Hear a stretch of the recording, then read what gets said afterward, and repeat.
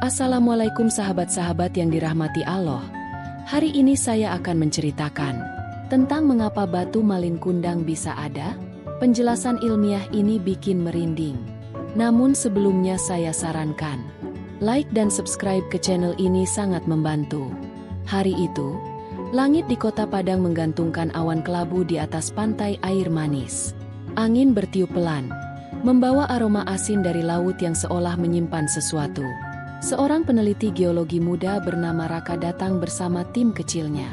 Ia tidak sedang mencari legenda. Ia sedang mengejar data. Namun langkahnya justru membawanya pada sesuatu yang jauh lebih besar dari yang ia bayangkan.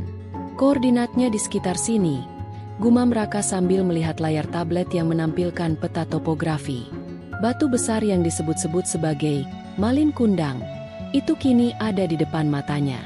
Ia hanya ingin mengambil sampel batuan, namun tatapan matanya tertahan. Ada pola aneh di permukaan batu itu. Tidak seperti batu vulkanik biasa. Lapisan halus seperti kulit manusia terpanggang matahari menempel di permukaannya.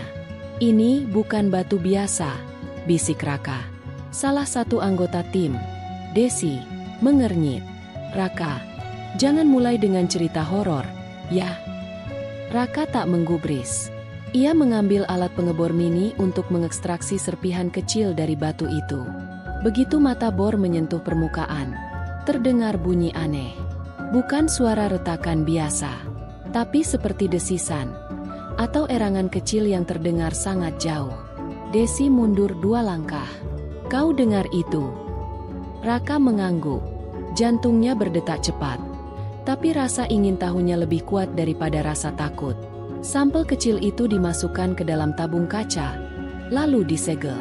Hari itu, mereka membawa pulang bukan hanya potongan batu, tapi mungkin pecahan dari masa lalu yang belum siap diganggu.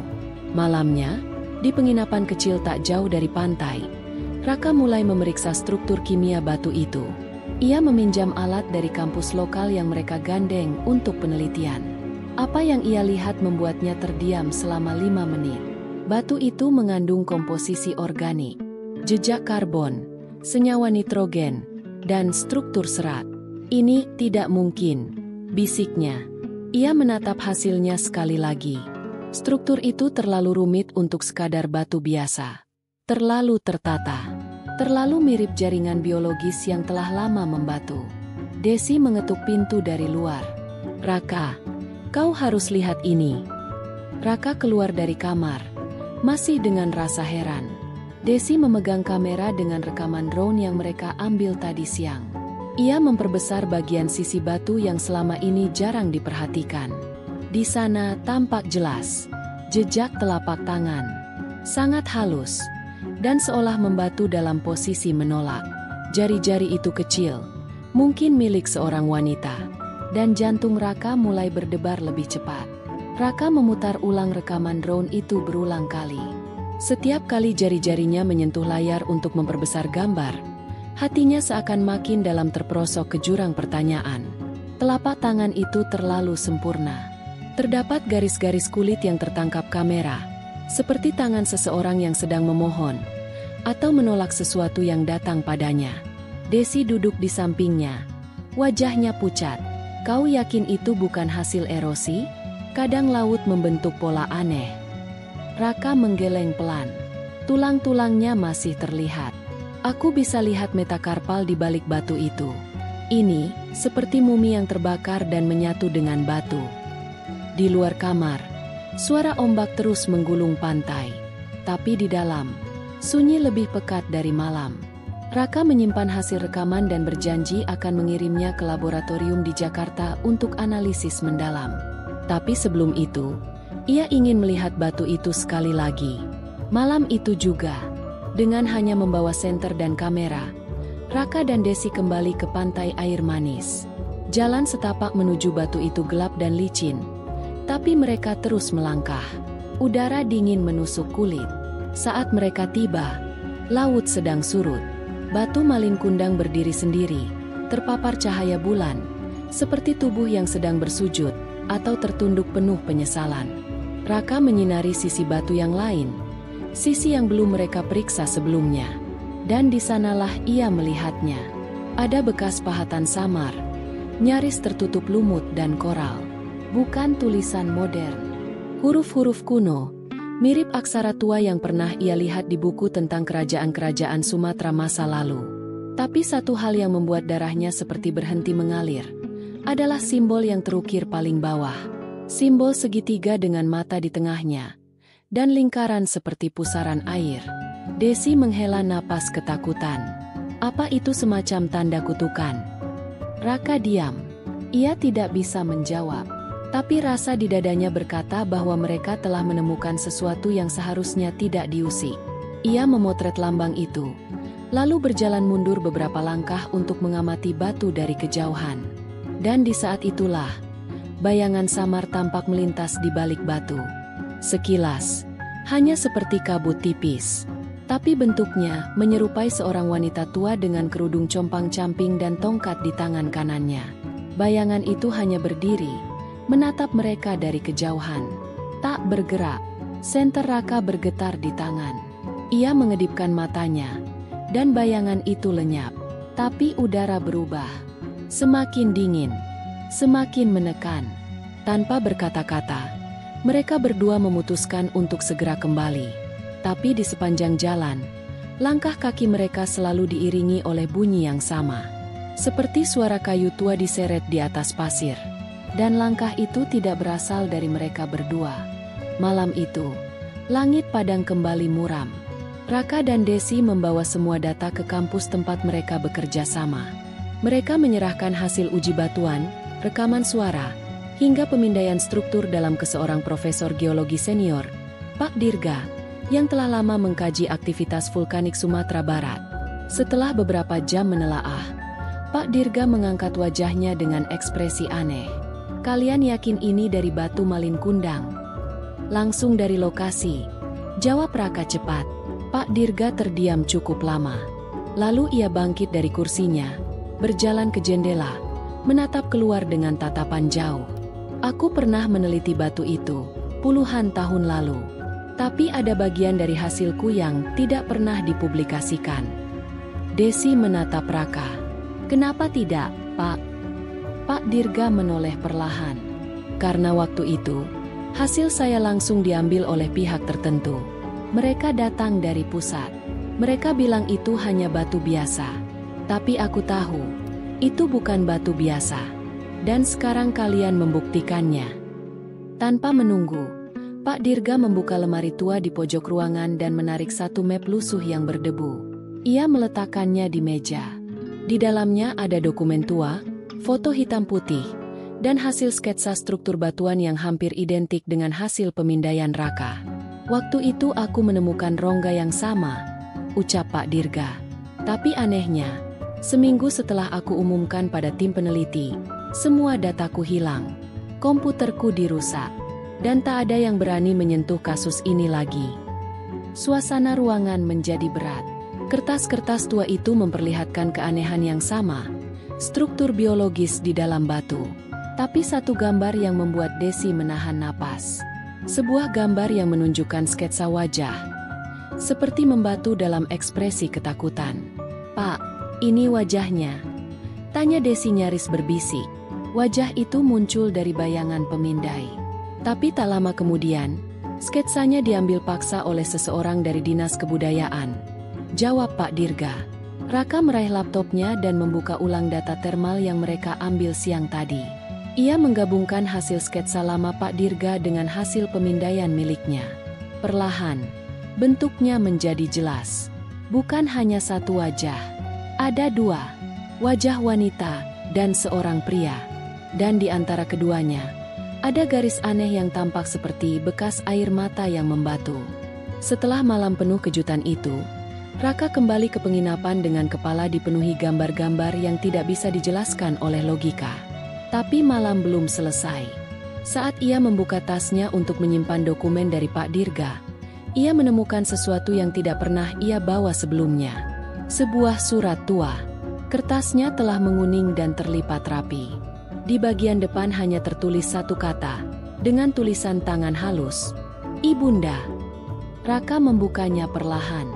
Aroma kertas tua segera memenuhi kamar. Tulisan itu rapi, penuh bekas tinta yang telah memudar. Tapi pesannya jelas. Sebuah pengakuan dari seseorang yang menyebut dirinya Malin. Ibunda, maafkan aku. Aku terlalu lama pergi. Aku ingin kembali. Tapi rasa malu lebih besar dari keberanianku. Aku tahu ibu masih menunggu. Berdiri di dermaga tempat terakhir kita bertemu. Aku ingin pulang. Tapi kutukan sudah jatuh padaku sebelum aku sempat meminta ampun. Jika kelak tubuhku tak lagi dikenali, lihatlah pada batu di pantai itu. Di sanalah aku akan diam, menunggumu, selamanya. Desi yang membaca di samping Raka, menelan ludah. Dari mana surat ini bisa masuk ke tasmu? Raka hanya bisa menggeleng.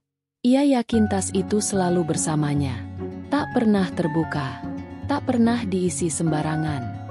Pagi harinya, mereka kembali ke lokasi batu Malin Kundang. Tapi kali ini tidak sendiri. Pak Dirga ikut bersama mereka, membawa serta alat pemindai tanah yang lebih canggih. Di pantai yang sama, di bawah langit mendung yang mulai menggulung, mereka mulai melakukan pemindaian di sekitar batu. Suara alat pemindai berdengung, lalu berhenti di satu titik. Titik itu tak jauh dari batu utama. Pak Dirga menunjukkan hasilnya di layar. Terdapat ruang kosong, seperti lorong pendek di bawah permukaan. Desi memejamkan mata. Apa mungkin makam? Bukan makam, jawab Raka lirih. Tapi tempat persembunyian. Atau tempat pelarian terakhir. Saat mereka menggali perlahan, pasir mulai bergerak aneh. Tidak seperti pasir biasa.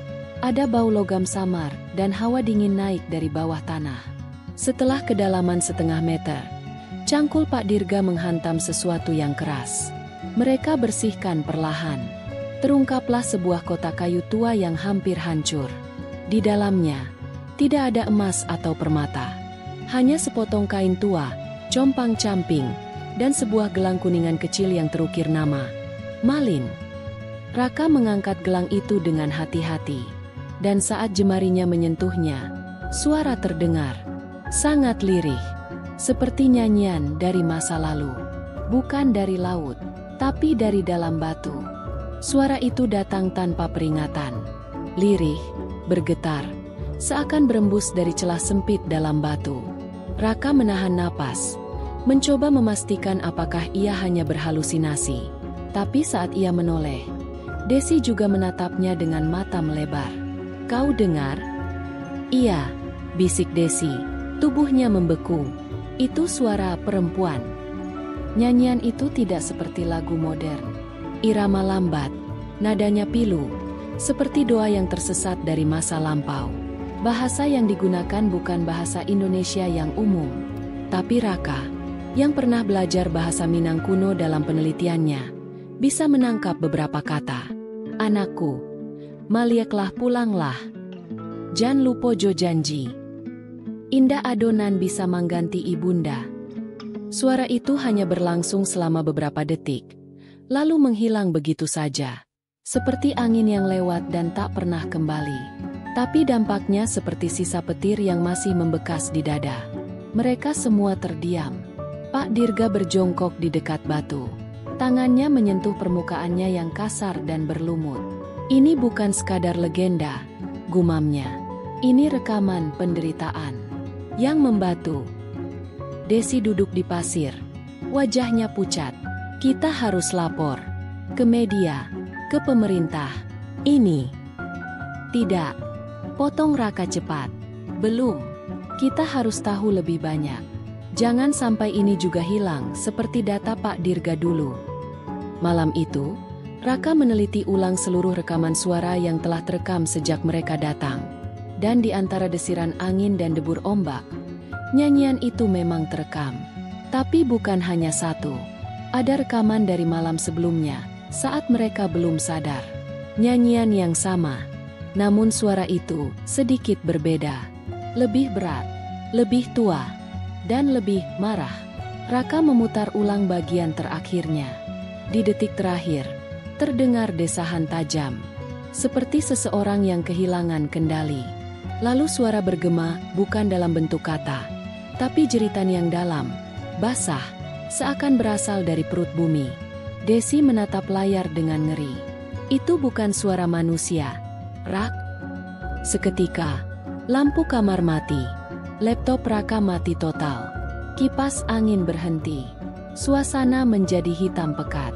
Dan dari luar jendela, suara angin berubah. Tidak lagi seperti embusan biasa, tapi seperti suara napas besar yang menghembus ke balik kaca. Dan di luar sana, di ujung jalan penginapan, bayangan wanita tua itu berdiri kembali. Kali ini lebih dekat. Malam terakhir di Padang dimulai dengan bayangan yang mendekat. Wanita tua itu berdiri tepat di bawah cahaya remang lampu jalan, mengenakan selendang kusam yang basah oleh embun laut. Matanya kosong, tapi tertuju lurus ke jendela kamar Raka. Raka menggenggam gelang kuningan erat di tangannya. Jantungnya berdetak terlalu cepat untuk dikendalikan. Desi mendekat, berbisik nyaris tak terdengar. "Rak, dia bukan manusia." Wanita itu tidak bergerak, tapi kehadirannya memengaruhi udara, membuat hawa dingin menjalar masuk menembus dinding. Dan di detik berikutnya, semua jendela kamar berembun dari dalam. Tapi bukan embun biasa. Embun itu membentuk tulisan perlahan. "Jangan buka yang telah disegel oleh tangis." Pak Dirga berusaha menenangkan mereka. Ia membacakan doa, menggenggam tas berisi dokumen, surat, dan rekaman suara. Tapi tiba-tiba, suara berat terdengar dari laptop Raka yang menyala sendiri, tanpa listrik. Layar hitamnya memperlihatkan gambar statis, batu malin kundang dari sudut tak dikenal. Perlahan, gambarnya bergerak, bukan rekaman mereka, tapi sudut pandang dari dalam. Seperti seseorang terperangkap di dalam batu, memandangi dunia luar tanpa bisa keluar. Mereka semua menyaksikannya dalam diam. Lalu terdengar suara terakhir. Suara anak laki-laki sangat muda, hampir seperti bisikan mimpi. "Aku masih di sini, tapi bukan aku yang kalian cari. Aku sudah pergi, yang tersisa hanya bayang." Dan layar itu kembali hitam. Keesokan paginya, batu malin kundang di pantai mendadak retak kecil di bagian tengahnya. Garis retak itu seperti bekas air mata yang mengalir turun ke pasir. Tak ada yang tahu mengapa. Tak ada guncangan. Tak ada gempa. Raka dan Desi tidak berbicara banyak saat meninggalkan lokasi. Mereka hanya saling tahu bahwa apa yang mereka temukan bukan sekadar legenda, bukan sekadar batu. Pak Dirga, sebelum mereka berpisah di bandara, berkata pelan, "Ada kisah yang tak boleh diungkap seluruhnya, karena kadang yang membeku masih mendengar, masih merasa, dan belum siap dilupakan." Dan saat pesawat mengudara meninggalkan tanah Padang, Raka membuka kembali surat itu. Di bagian belakang kertas yang semula kosong, kini ada bekas tulisan samar, seakan baru muncul oleh embun malam. "Terima kasih telah mendengarkanku.